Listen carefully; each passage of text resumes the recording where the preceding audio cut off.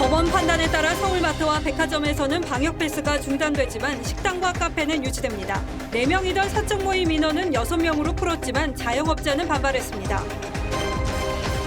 법원이 김건희 씨와 유튜브 채널 이모 씨가 통화한 내용 가운데 일부만 방송을 허용했습니다.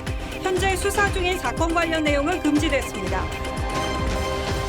북한이 오늘날 탄도미사일 2발을 또 쐈습니다. 올 들어 3번째로 이번엔 남한을 겨냥한 것이라는 분석이 나옵니다. 광주 신축 아파트 붕괴 사고 나흘째 매몰자 1명을 병원으로 이송했지만 신원 확인이 어려운 것으로 알려졌습니다. 한국은행의 기준금리를 연 1.25%로 인상했습니다. 정부는 올해 예산을 집행한 지 2주 만에 추경에 돌입했습니다. 이재명 후보가 탈모 치료약에 이어 모발 이식까지 건강보험 적용 확대를 공약했습니다. 부산 경남을 찾은 윤석열 후보는 현 정부 정책으로 직격탄을 맞은 기업들을 만나 신한울 3, 4호기 건설 재개를 약속했습니다. 최근 미국에서 돼지 심장을 성공적으로 이식받은 환자가 34년 전 흉악 범죄를 저지르고 10년형을 선고받은 사실이 뒤늦게 드러났습니다.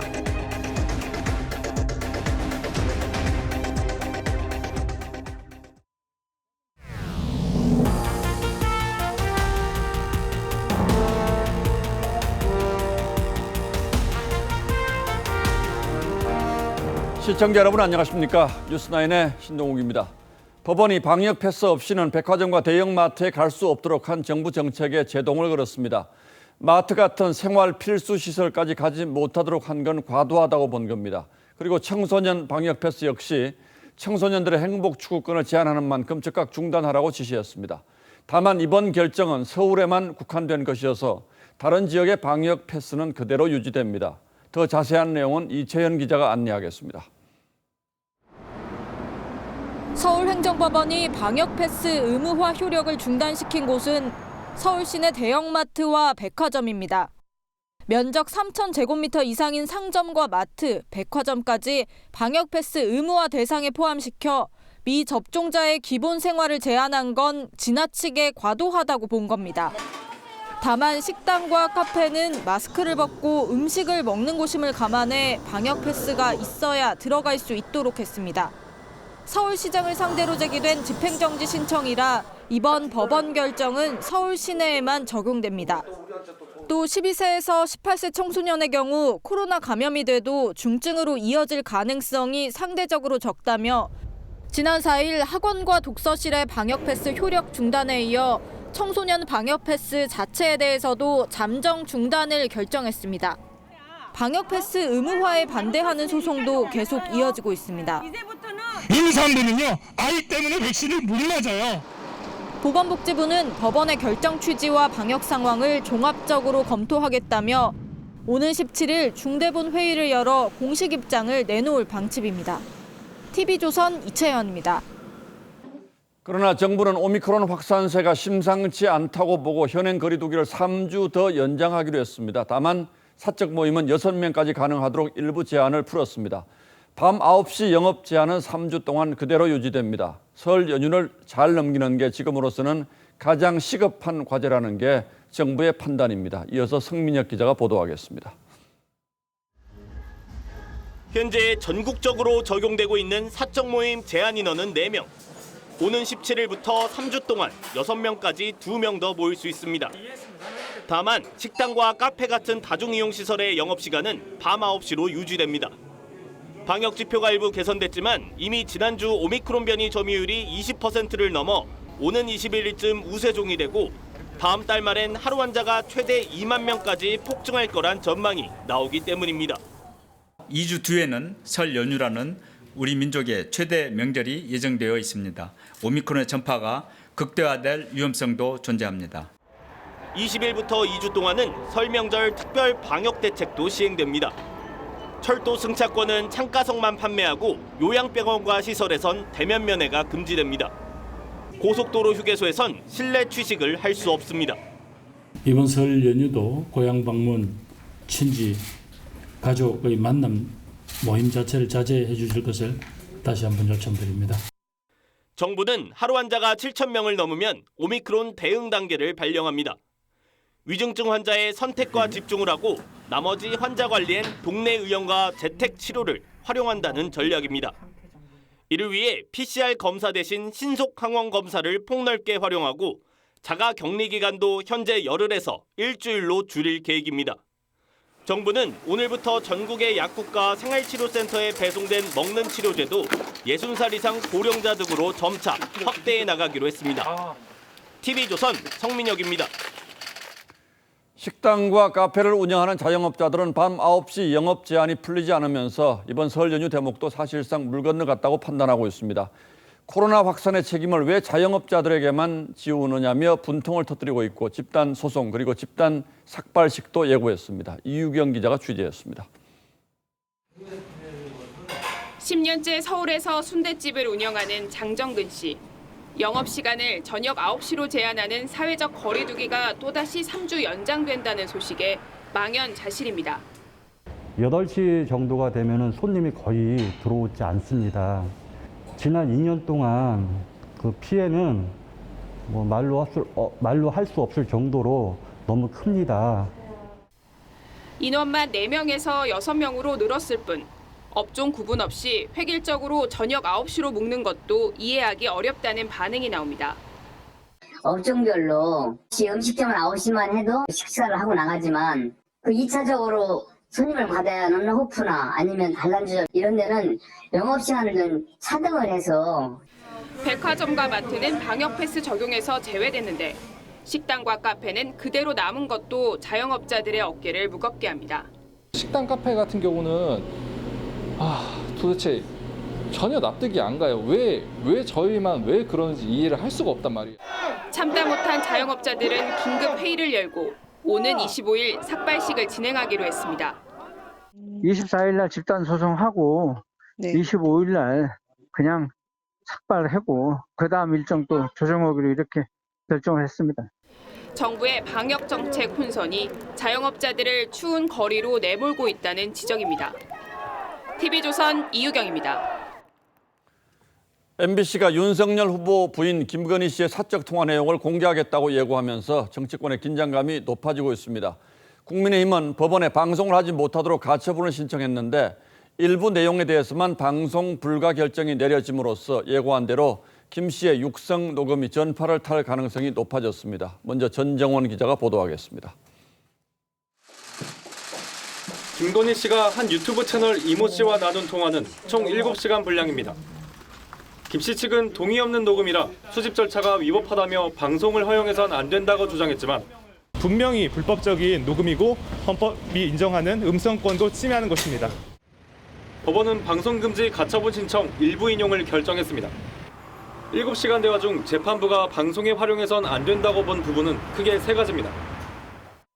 김 씨 본인 수사와 관련된 발언과 언론사 등에 대한 불만을 표현하며 다소 강한 어조로 발언한 내용, 그리고 정치적 견해 등과 관련 없는 일상적 대화입니다.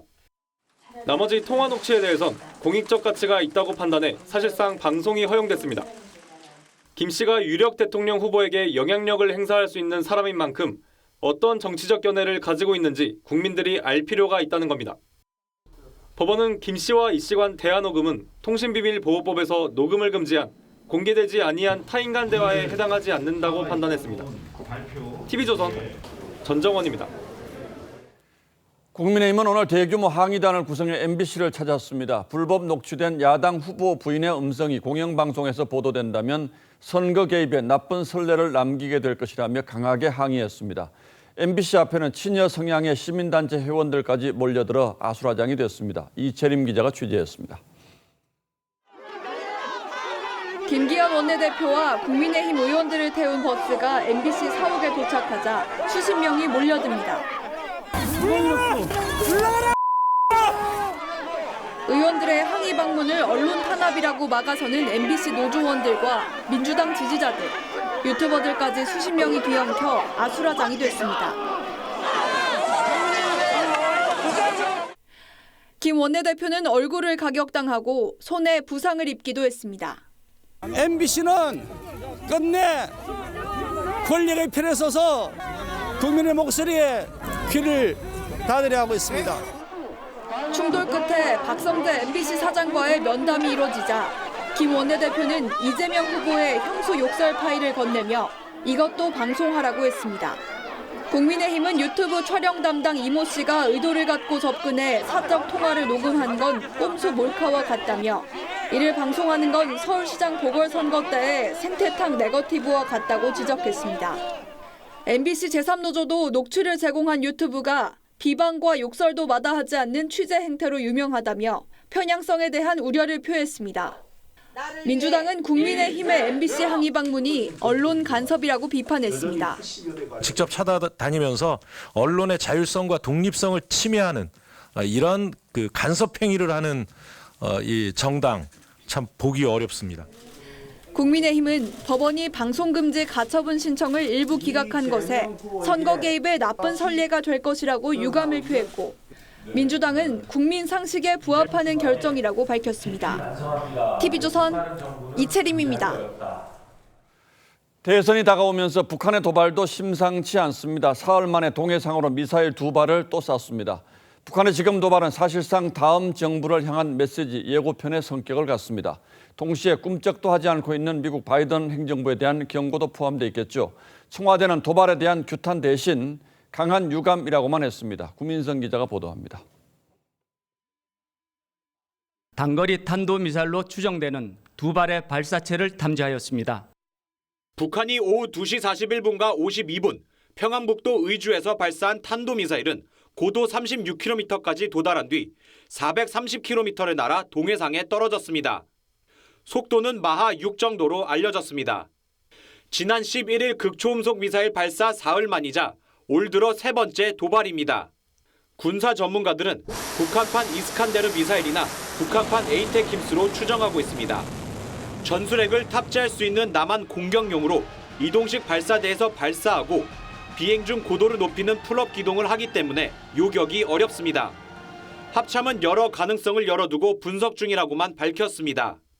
청와대는 NSC 긴급 상임위를 열고 강한 유감이라고 했지만 이번에도 도발로는 규정하지 않았고 대화를 촉구한다고 했습니다. 윤석열 후보는 SNS에 주적은 북한이라는 단문의 메시지를 올렸고 정부의 대처도 비판했습니다. 종전선언 운운하면서 미온적으로 대처하는 것에 대해서는 정말 도저히 납득할 수 없습니다. 내일부터 중동을 순방하는 문재인 대통령은 국가안보실장은 국내에 남아 면밀히 주시하고 대처하라고 지시했습니다. TV조선 구민성입니다.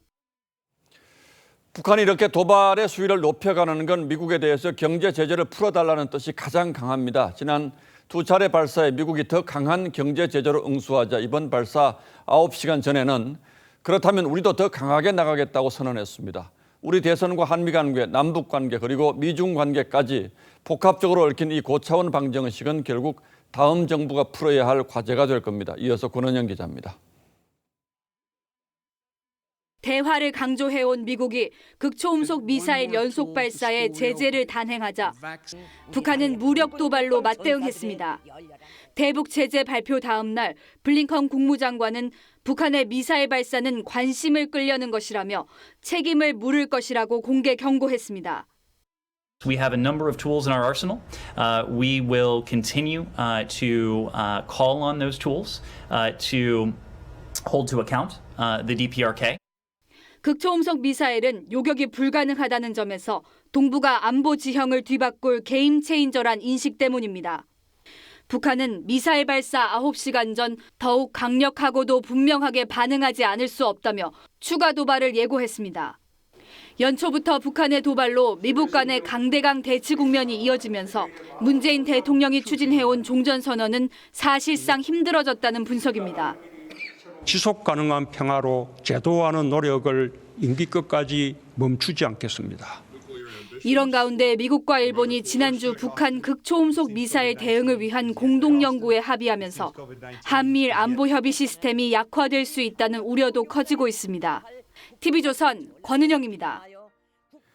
광주광역시에서 신축 중이던 아파트가 무너진 지 나흘째인 오늘 저녁 어제 매몰된 채 발견된 실종자 1명이 끝내 시신으로 돌아왔습니다. 사고 31시간 만입니다. 현장 취재 기자 연결합니다. 자, 안윤경 기자, 신락 같은 희망을 품고 있었는데 안타깝게 됐군요. 네, 기다리던 구조 소식이었지만 안타깝게도 실종자는 숨진 채 발견됐습니다. 구조된 60대 남성 실종자의 신원도 파악됐지만 유족의 동의가 없어 작업 위치 등 정확한 신원은 공개하지 않기로 했습니다.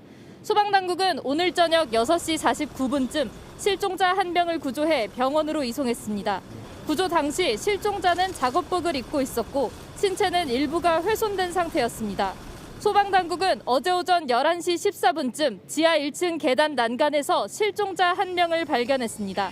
구조대원들이 잔재물 더미에 매몰된 실종자를 내시경 장비로 확인했습니다. 어제부터 지금까지 철야 작업을 하며 잔재물을 치웠는데 오늘 일부 중장비가 고장나기도 해 어려움을 겪어왔습니다. 구조대원 80여 명이 잔재물을 손으로 직접 치운 끝에 발견 31시간 만인 오늘 저녁 실종자 구조를 마쳤습니다. 소방당국은 오늘 밤 야간 수색을 중단하고 내일 아침 7시 반부터 나머지 실종자 5명을 찾기 위한 수색을 재개하기로 했습니다. 광주 아파트 붕괴 사고 현장에서 TV조선 안윤경입니다. 붕괴 아파트 외벽에는 타워 크레인이 부서진 채 걸려 있어서 상층부 수색을 방해하고 있습니다. 오늘부터 이 타워 크레인 해체 작업이 시작됐지만 장비 조립에만 최소한 이틀이 더 걸리고 집안도 불안정해 말 그대로 첩첩산중입니다. 이 때문에 실종자 5명은 아직 생사 여부도 확인하지 못하고 있습니다. 사고 현장 상황은 윤재민 기자가 취재했습니다.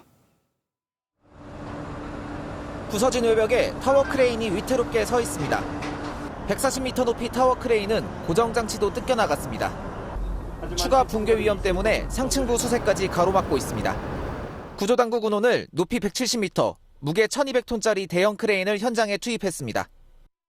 해체 작업을 할 대형 크레인이 현장에 도착했지만 잔재물이 많이 쌓여 있어 조립 작업조차 시작하지 못했습니다. 대형 크레인 조립 과정은 보통 이틀 정도가 걸리는데 설치 장소의 집안마저 불안정해 작업 시간이 더 소요될 전망입니다.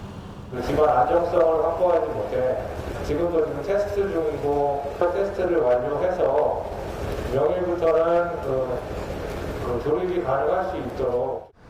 부서지고 뒤틀린 타워 크레인을 해체하려면 100m가 넘는 상공에서 작업을 해야 합니다. 업계에서는 크레인 연쇄 붕괴까지 고려해야 하는 고난도 작업이라고 우려합니다. 균형을 잃어버리면 그 타워 크레인을 잡고 있는 크레인부터 같이 연대해서 상상하기도 어려운 상황이 될 수도 있어요. 붕괴 잔해물 제거와 해체 크레인 설치 문제가 겹치면서 실종자 5명을 찾는 수색 작업이 활로를 찾지 못하고 있습니다. TV조선 윤재민입니다. 한겨울에 너무 서둘러 공사를 한 게 사고의 원인이 됐을 거란 추정이 있습니다만 어디서부터 균열이 시작됐는지는 아직 명확치 않습니다. 이런 가운데 외벽과 타워 크레인을 연결하는 고정장치가 먼저 부서졌다는 주장이 나왔습니다. 결국 콘크리트의 강도가 충분했는지가 사고 원인을 규명하는 핵심적인 단서가 될 전망입니다. 보도에 배상윤 기자입니다. 아파트 외벽이 마치 모래성처럼 무너져 내립니다. 한 공사 관계자는 외벽 붕괴 전에 타워 크레인 고정장치가 먼저 부서졌다고 주장했습니다. 타워 브레이킹 쪽 대치기이 걸쳐 있잖아요. 네. 그놈이 딱 터져서 저기 쏟아지가 그게 막 거기서부터 시멘트가 막. 콘크리트가 굳는 강도가 약해 고정장치가 타워 크레인의 무게를 견디지 못했을 가능성이 나오는 대목입니다. 붕괴 사고 직후 현대산업개발은 이와 관련해 최소 12일 이상 양생 기간을 거쳐 콘크리트 강도는 충분하다고 해명했습니다. 일부 전문가는 양생 기간도 중요하지만 한파에 대비한 보온 규정 등 양생 방법도 콘크리트 강도를 좌우하는 변수가 된다고 지적합니다. 눈이 안 오게끔 천막을 쳐서 바람도 막아줘야 되고 기온을 따뜻하게 해야 되는 거고요. 그 천막을 쳐놓고 거기 안에서 난로를 펴야 됩니다. 국토부가 마련한 콘크리트 표준 시방서에는 평균 기온이 영상 4도 이하면 콘크리트 온도를 5도 이상으로 유지해야 합니다. 경찰과 국토부는 현장 작업 일지와 공사 관계자의 진술을 토대로 콘크리트 양생 기관과 강도가 충분했는지 여부를 조사하고 있습니다. TV조선 배성민입니다. 한국은행이 기준금리를 2달 만에 1%에서 1.25%로 또 한 번 올렸습니다. 22개월 만에 코로나 사태 이전 수준으로 돌아온 건데 이주열 한은 총재는 올해 안에 두세 차례 더 인상할 수 있음을 내비쳤습니다. 김지아 기자가 먼저 기준금리 인상 배경 알아봤습니다. 한국은행은 현행 연 1%인 기준금리를 1.25%로 0.25%포인트 올렸습니다. 코로나19 위기 이후 사상 최저인 0.5%까지 떨어졌던 기준금리가 위기 직전인 2020년 2월 수준으로 돌아온 겁니다. 한은은 안전 목표를 넘어서는 물가 상승률과 가계부채 문제를 인상 배경으로 설명했습니다. 소비자 물가 상승률은 석 달 연속 3%대를 기록하고 있고 가계부채도 1,845조 원으로 국내 총생산 GDP를 넘어섰습니다. 미 중앙은행 내부에서 인플레 차단을 위해 최대 4차례 금리를 더 올릴 수 있다는 강경론이 힘을 얻는 상황도 변수입니다. 미국의 긴축 시계가 빨라지면 금리 격차로 생기는 자본 유출을 막기 위해 한국은행은 추가 금리 인상을 서두를 수밖에 없습니다. 실제로 이주열 한은 총재는 추가 금리 인상을 강력하게 시사했습니다. 기준금리가 1.5% 된다 하더라도 이걸 긴축으로 볼 수는 없겠다.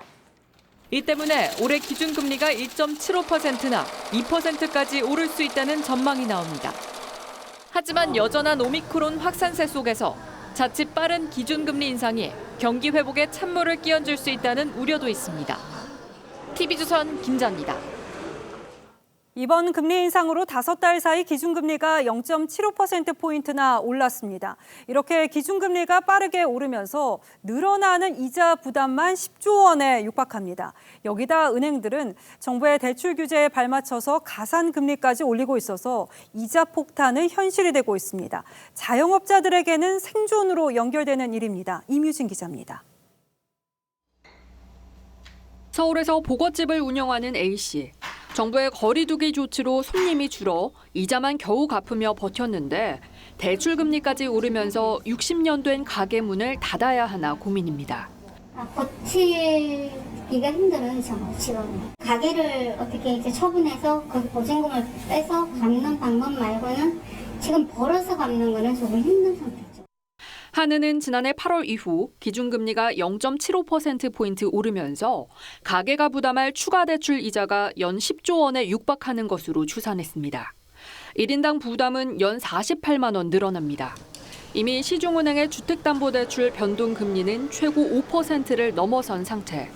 이번 인상까지 반영되면 6%를 돌파할 가능성이 높습니다. 여기다 은행들은 대출 총량 조절을 위해 가산금리까지 올리고 있습니다. 두 번의 추가 인상이 실질적인 대출금리로 연결될 때는 2% 이상의 대출금리 상승 효과로 이어질 가능성이 높습니다. 특히 최근 주택시장과 증시가 맥을 못 추는 상황이어서 무리한 대출로 집을 사거나 주식에 투자한 소위 영끌족이나 비투족은 치명타를 맞을 수 있다는 우려도 나옵니다. TV조선 임유진입니다. 한해는 앞서 보셨듯 물가 인상 등을 이유로 금리 인상을 강행하면서 돈줄 조이기에 들어갔는데요. 정부는 작년 세수 예측 오류를 인정한 지 하루 만에 더 거친 세수를 바탕으로 14조 원 규모의 추경 편성을 공식화했습니다.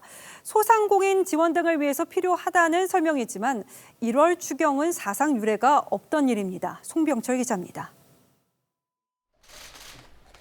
정부는 14조 원 규모로 올해 첫 추경을 편성하기로 했습니다. 문재인 대통령의 추경 편성 지시가 나온 지 하루 만입니다. 이번 추가경정 예산안은 새 예산안을 신속히 준비해서 설 전까지 국회에 제출하도록 하겠습니다. 정부는 매출이 감소한 소상공인에게 300만 원씩 주고 방역에도 예산을 투입합니다. 이번 추경은 여러 가지로 이례적입니다. 정부의 어긋난 세수 예측 탓에 이번 추경은 일단 빚을 낸 후 나중에 남는 세금으로 메우게 됩니다. 또 1월 추경은 한국 전쟁 당시를 제외하고는 사상 처음입니다. 국가 부도 상황이었던 1998년 외환위기 때도 추경안은 2월에 제출됐습니다. 여당 등 정치권 압박 속에 정부가 반대 입장을 꺾고 대선 전 추경안을 받아들인 점도 눈길을 끕니다. 미래에 대한 계획이 전혀 없었다는 얘기거나 선거철 때문에 정치적인 요인에 했다는 요인 생각밖에 안 되는 거죠. 14조 원의 정부안을 두고 벌써부터 찔끔찔끔이라는 불만이 정치권에서 나오면서 추경 액수가 더 늘어날 가능성도 제기됩니다. 특히 한국은행이 금리 추가 인상을 발표하며 시중 유동성 회수에 나선 날 정부가 정반대로 돈풀기를 선언하면서 금융과 재정의 정책 엇박자 논란에서도 자유로울 수 없다는 지적입니다. TV조선 송병철입니다. 조국 전 장관 부부 자녀의 입시비리 혐의 공판을 진행 중인 재판부에 대해서 검찰이 오늘 기피 신청을 냈습니다. 재판부를 바꿔줄 것을 요구한 건데 이 검찰은 재판부가 동양대 강사 휴게실 등에서 가져온 PC의 증거 효력을 인정하지 않았다면서 편파 재판이라는 주장입니다. 왜 충돌한 건지 장윤정 기자가 들여다봤습니다. 조국 전 장관 부부의 자녀 입시비리 혐의 재판에 들어왔던 검사 8명이 집단 퇴장한 건 오늘 오전 11시 10분쯤. 재판이 시작된 지 1시간 10분 만이었습니다. 조 전 장관 안에 정경심 전 교수가 쓰던 동양대 PC 등이 증거 목록에서 빠지자 재판부를 바꿔달라며 기피 신청을 낸 겁니다. 공판 검사들은 재판부가 피고인의 편파적인 결론을 내고 재판을 진행했다고 주장했습니다. 검사와 재판부 간 충돌로 공판 일정도 일단 멈춰섰습니다. 다른 법관에게 재판을 받게 해달라는 검찰의 신청은 현 재판부가 아닌 서울중앙지법 내 다른 합의재판부가 맡게 될 예정입니다. 검찰은 정 전 교수가 2016년 말까지 쓰다가 방치해온 PC라 압수를 당한 사람으로 볼 수 없다고 주장했습니다. 반면 재판부는 정 전 교수의 참여권이 보장되지 않았다는 이유로 증거 능력이 없다고 판단한 상태입니다. 재판부는 검찰의 기피 신청에 대해 유감스럽다고 했습니다. 지난 10일 건강상 이유로 보석을 신청한 정 전 교수는 오늘 휠체어를 탄 채 법정에 출석했습니다. TV조선 장윤정입니다. 현대중공업 계열의 한국조선해양과 대우조선해양의 기업 결합이 결국 물거품이 됐습니다. 유럽연합이 독과점 우려를 이유로 막아선 건데 20년 동안 대우조선에 공적 자금을 투입한 산업은행이 난감해졌습니다. 박상현 기자입니다. 이유가 현대중공업과 대우조선해양의 합병 승인을 거절했습니다. 두 회사가 합병할 경우 LNG 운반선의 60%를 독점하게 되고 LNG 가격 상승을 불러올 수 있다는 게 이유입니다. The companies did not submit any formal remedies to offset the negative effects of this acquisition. As a result, the merger could not be approved. 이유가 반대하면서 현대중공업은 오늘 기업 결합 신고를 철회했고 공정위도 합병 심사 절차를 종료했습니다. 지난 2019년 두 회사의 합병 계약 체결 이후 3년여 만에 원점으로 되돌아갔습니다. 문제는 대우조선의 1조 2천억 원 규모의 적자입니다. 현대중공업을 제외하고는 부채를 감당하며 대우조선을 인수할 기업이 희박하다는 겁니다. 결국 20년 동안 13조 원의 공적 자금을 쏟아부은 산업은행 등 채권단이 또다시 공적 자금을 투입해야 하는 상황에까지 직면했습니다. 프로젝트가 완료되기 전까지는, 그러니까 선박이 완료가 돼서 인도되기 전까지는 부채 비율이 좀 높아져요, 전체적으로. 조선업 구조조정이 자초되며 대우조선 민영화는 다음 정부로 넘어가게 됐습니다. TV조선 박상현입니다. 지금부터는 대선 주자들의 오늘 움직임 살펴봐드리고 뒷얘기 들어보는 서반장, 김반장 순서로 이어가겠습니다. 이재명 후보는 정부의 거리두기 강화 조치로 잠정 중단됐던 전국 순회 행보를 한 달 만에 다시 시작했습니다. 첫 방문지로는 인천을 택했고 인기를 끌었던 탈모 공약을 공식화해 논란에 다시 불을 붙였습니다. 김복은 기자가 따라가 봤습니다. 이재명 후보는 인천 송도의 경제자율구역을 찾아 글로벌 백신 허브, 경인전철과 경인고속도로 지화화 등 지역 공약을 발표했습니다. 북한이 연일 미사일 도발을 감행하는 가운데 인천과 북한 해주, 개성을 잇는 도로 기반을 조성하겠다는 내용도 포함됐습니다. 남북평화경제 국제협력의 관문으로 발전시키겠습니다. 남북평화로 인천경제제도약을 이뤄낼 것입니다. 온라인상에서 호응을 얻었던 탈모약뿐 아니라 모발 이식까지 건강보험을 확대 적용하겠다는 공약도 내놨습니다. 다만 본인 부담률이나 건강보험 재정에 대해선 언급하지 않았습니다. 이 후보는 인천 부평 시내에선 40분 넘게 즉석 연설도 했습니다. 이 후보는 숨진 이모 씨가 제보한 변호사비 대납 의혹 녹취에 대해선 거짓말을 녹음한 것이라고 했고, 이 씨의 죽음에 의문을 제기한 야당을 향해서도 거짓말쟁이라고 맹비난했습니다. 지가 한 말이에요. 이재명이가 뭔가 염력을 써가지고 어떻게 한 것 같다. 이런 말 하는 사람, 이런 말 하는 집단이 바로 거짓말쟁이입니다. 이 후보는 내일 1박 2일 일정으로 평화특별자치도 구상을 밝힌 강원도로 갑니다. 모레 고성 통일전망대에선 남북 문제에 대한 메시지도 낼 예정입니다. TV조선 김보건입니다. 국민의힘 윤석열 후보는 당 내용을 봉합한 뒤에 첫 지방 일정으로 경남 지역을 찾았습니다. 문재인 정부 탈원 전에 직격탄을 맞은 기업들을 만나서 신한울 3, 4호기 건설 재개를 약속하며 자신이 집권하면 매출이 정상화될 것이라고 강조했습니다. 윤 후보의 움직임은 홍현주 기자가 동행 취재했습니다. 윤석열 후보는 창원 공항공단을 찾아 탈원전으로 매출 타격을 입은 기업인들을 만나 원전 생태계 복원을 약속했습니다. 신한울 3, 4호기 건설을 재개하고 탈원전을 탈탄소로 전환하겠다는 구상도 밝혔습니다. 지난 5년 동안 탈원전으로 인해 많은 업체들이 일감을 잃어가고 있습니다. 매출이 다시 과거의 수준으로 정상화될 것으로 저는 확신합니다. 윤 후보는 3.15 부정선거에 항거하다 희생된 열사들을 찾아 자유민주주의를 지키겠다고 다짐했고, 경남 선대위 출범식에선 국민의힘을 키워준 어머니 같은 곳이라며 정권 교체에 동참해달라고 호소했습니다. 불공정, 불평등, 불의한 모습으로 자기 편만 챙기는 참으로 못된 짓만 일삼았습니다. PK 지역은 역대 대선에서 여야의 번갈아 표를 주는 스윙보터 역할을 해왔습니다. 이 때문에 국민의힘에선 최근 당 내용 사태로 하락한 PK 지지율 회복이 급선무입니다. 윤 후보는 방역 패스 비판에 청와대가 대안을 제시하라며 불편한 내색을 보이자 정 대안이 없으면 알려드리겠다고 맞섰습니다. 또 정부의 14조 원 규모 추경 방침에 대해선 선심성 예산을 제외하고 훨씬 큰 규모로 해야 한다고 주장했습니다. TV조선 홍현주입니다.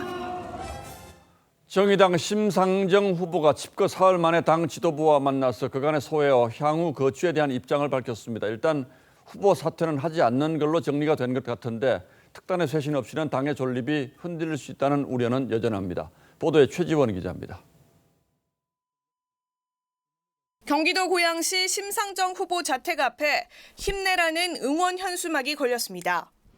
여영국 대표는 사흘째 집거 중인 심 후보 자택을 찾아 1시간 반가량 대화를 나눈 뒤 대선 완주 의지를 전했습니다.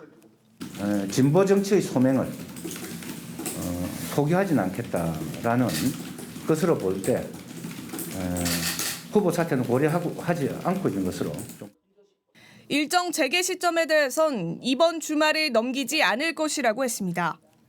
20대 국회에서 민주당과 야합했다는 비판을 받은 이후 6석으로 쪼그라든 21대 국회에서도 선명성과 차별성을 보여주지 못하면서 위기를 맞았고 세대 교체까지 실패하면서 이번 대선에선 여성과 진보층에서도 외면받아왔습니다.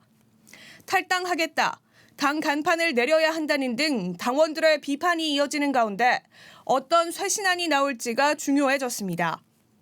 국민의당 안철수 후보는 코로나19 장기화로 정신건강이 사회 문제가 될 수 있다며 정신질환 의료비 90%를 건강보험으로 보장하겠다고 공약했습니다. 여러 가지 정말 현실에 와닿는 그리고 직접적인 그 수혜 당사자들이 있는 공약들을 계속 발표할 겁니다. TV조선 최지원입니다.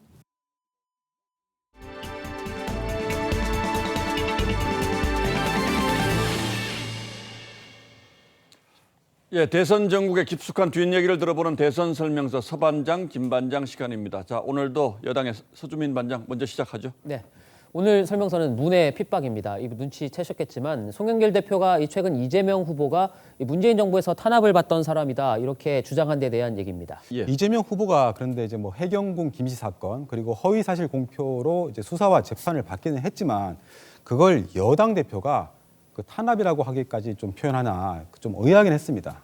예, 친문 의원들이 뭐 강하게 당연히 반발하면서 당내에서 꽤 논란이 있는 모양인데 송영길 대표는 아직도 여기에 대해서 어떤 입장이 없죠? 예, 그렇습니다. 이 송 대표 측은 문재인 정부가 아니라 윤석열 검찰총장 체제하에서 탄압을 받았다는 취지였을 거라고 설명을 하고 있지만 글쎄요, 이 송 대표는 지난달 28일에도 문재인 정부에서 이 후보가 여야를 넘어서 탄압을 받았던 사람이다라고 한 바가 있습니다. 이 비슷한 취지의 말을 두 번이나 한 거죠. 자, 뭐 송 대표의 생각은 그렇다 치고 이재명 후보도 여기에 동의할까요?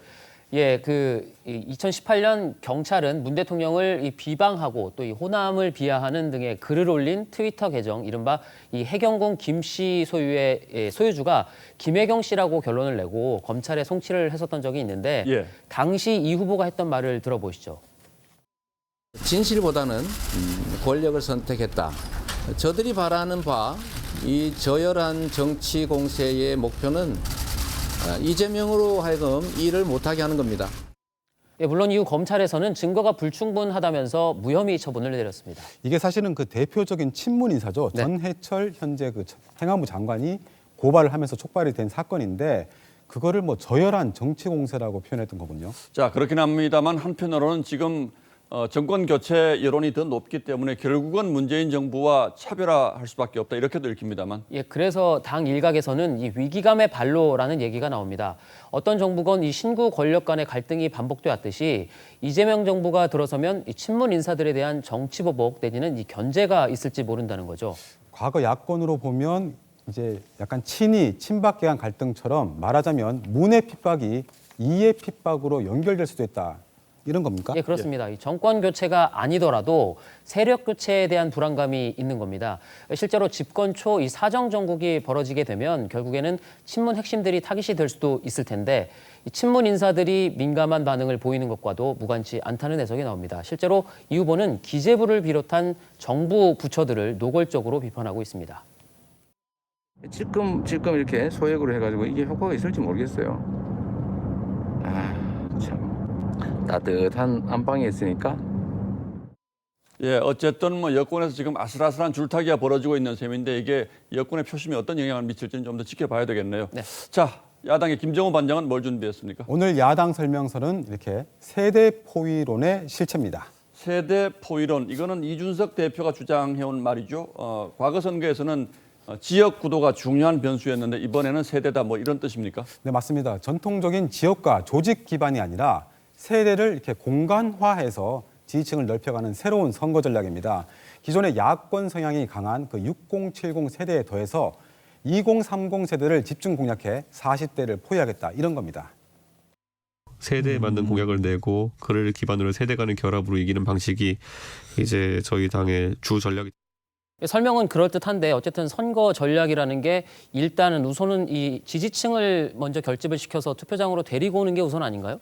그게 좀 이제 달라진 선거 환경에 맞게 강조점을 또 달리하는 겁니다. 예를 들어서 그동안 호남 출신 중진급 인사를 대거 영입했다고 해서 그 자체가 호남 여론 상승에 과연 큰 도움이 됐냐는 겁니다.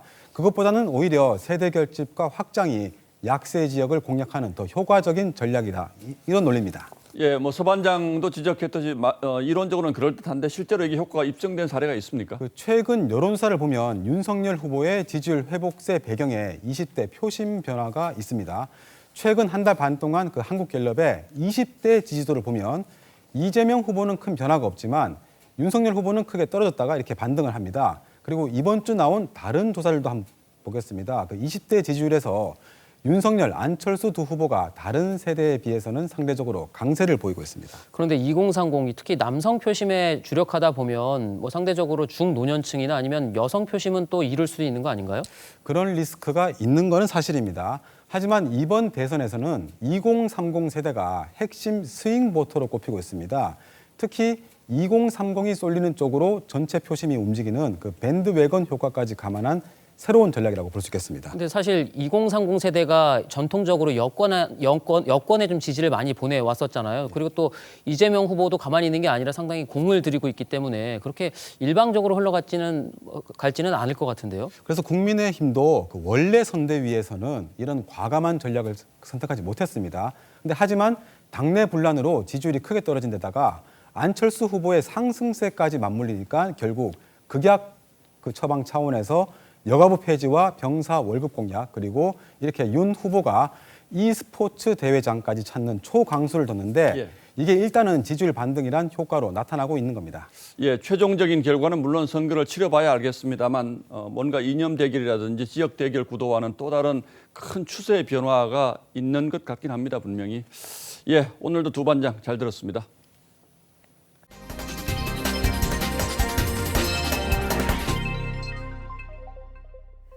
세계에서 처음 돼지 심장을 이식받은 환자가 흉악 범죄를 저지른 전과자였습니다. 범행 이후에 피해자는 20년 가까이 장애인으로 살다가 생을 마감했는데 흉악범에게 치료 기회를 주는 게 옳은가를 두고 논란이 일고 있습니다. 김자민 기자입니다.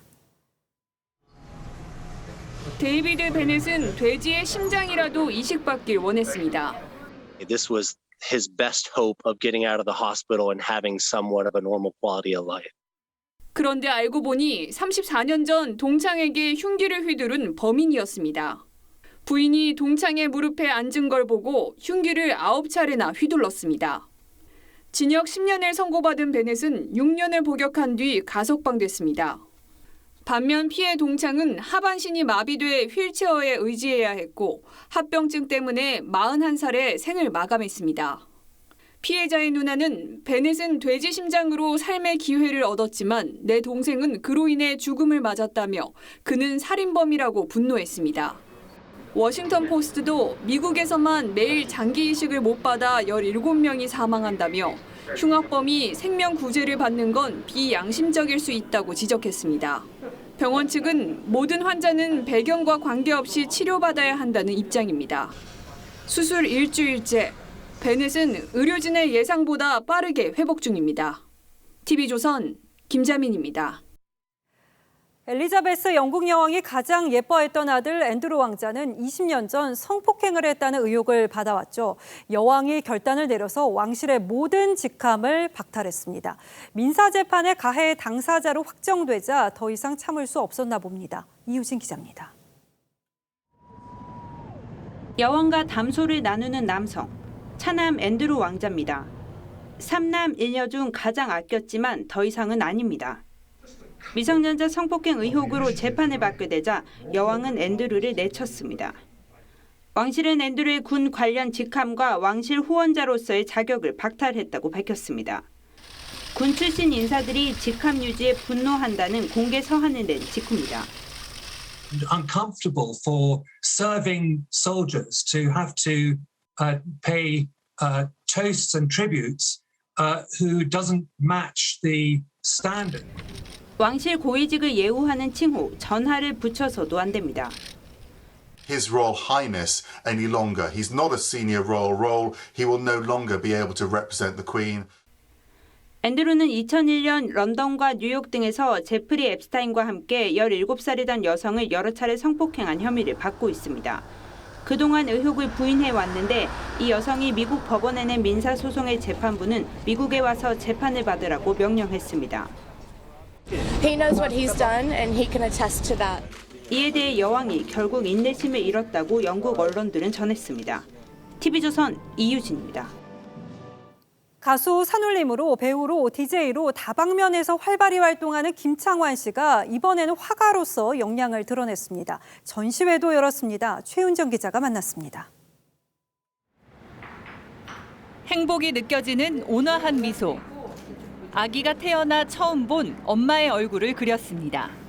시간은 우주라는 공간을 담는 그릇으로 표현했습니다. 가수 김창완 씨가 그린 작품 5점이 황주리, 최석운 등 실력 있는 작가들과 함께 전시됐습니다. 쑥스럽기도 하고 굉장히 설레요. 사실은 그 공연장에서 하고 좀 다른 더 발가벗겨지는 느낌입니다. 서울대 잠사학을 전공한 김창완은 1977년 그룹 산울림으로 데뷔해 10여 장의 앨범 자켓을 직접 그릴 정도로 미술에 관심이 많았지만 최근 몇 년 사이 인생을 돌아보며 본격적으로 그림을 그리기 시작했습니다. 캔버스는 자신을 바라보는 좋은 거울이라고 말합니다. 될지 어떻게 그려야 될지 그저 막막한데요. 언제 내가 그렇게 인생을 마주할 수 있나 싶어서 캔버스 앞에 있는 걸 즐겨 합니다. 가수와 배우, 화가 중에 하나를 꼽으라는 질문에는 가수죠. 노래해야 되는데 곧 무대가 열리겠죠? 그렇게 기대하고 있습니다. 소원을 묻는 질문에 친구들을 오랫동안 자주 보고 싶다는 김창완 씨. 새해에는 더 이타적으로 자신을 비워내는 삶을 살고 싶다고 말합니다. 인생 그 꿈 리스트 중에서 던져버릴 것들은 더 걷어내는 냉장고 청소하는 것 같은 뭐 그런 한 해 보내고 싶어요. TV조선 최윤정입니다.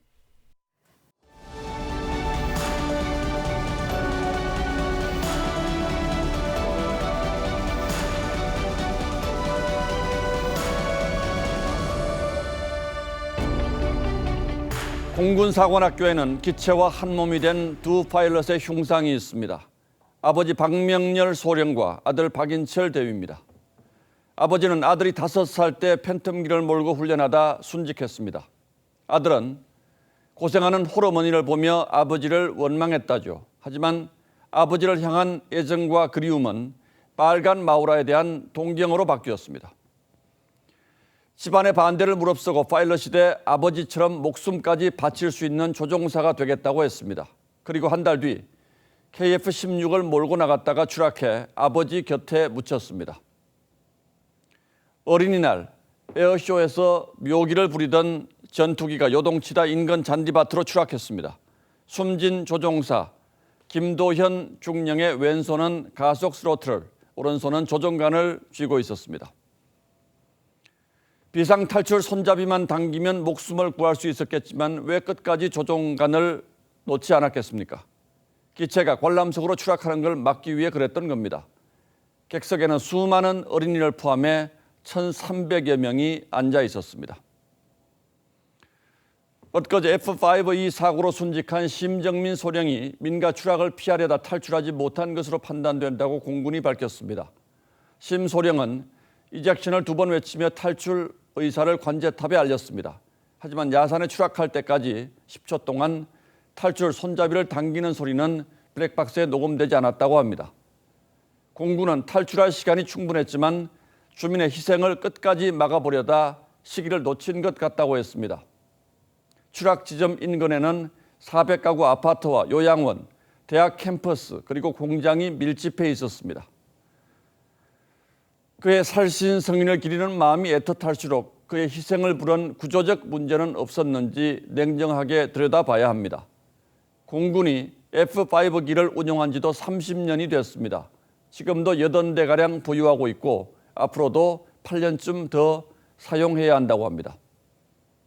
더 오래된 F-4 팬텀기도 있습니다. 그러다 보니 지난 2000년 이후 두 기종 17대가 추락했고 젊은 조종사가 10명 넘게 꽃다운 생명을 바쳤습니다. 아들 박인철 대위의 목숨을 앗아갔던 KF-16기만 해도 잇따른 추락으로 공군 참모총장이 물러났고 조사 결과 정비 불량이 심각했다는 사실도 드러났습니다. 심소령의 헌신이 또 다른 희생을 막는 이정표가 될 수만 있다면 그보다 더 값진 추모는 없을 겁니다. 결혼한 지 갓 1년 된 29살 눈부신 젊음 앞에 톨스토이의 명언을 바칩니다. 사랑은 나 자신을 위해서는 약하고 남을 위해서는 강합니다. 1월 14일 앵커의 시선은 보람의 별이 되다 였습니다.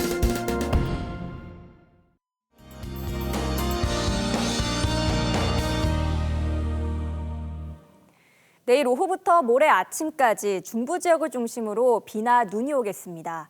내일은 추위가 주춤하기 때문에 주로 비가 내리거나 눈이 내리더라도 많이 쌓이지는 않겠습니다. 다만 일요일에는 종일 영하권을 보이면서 이 눈과 비가 빙판길로 변하겠습니다. 이번 주말 비와 눈보다는 빙판길을 조심하셔야겠습니다. 내일 밤부터는 스모그가 유입되는 가운데 대기가 정체되겠습니다.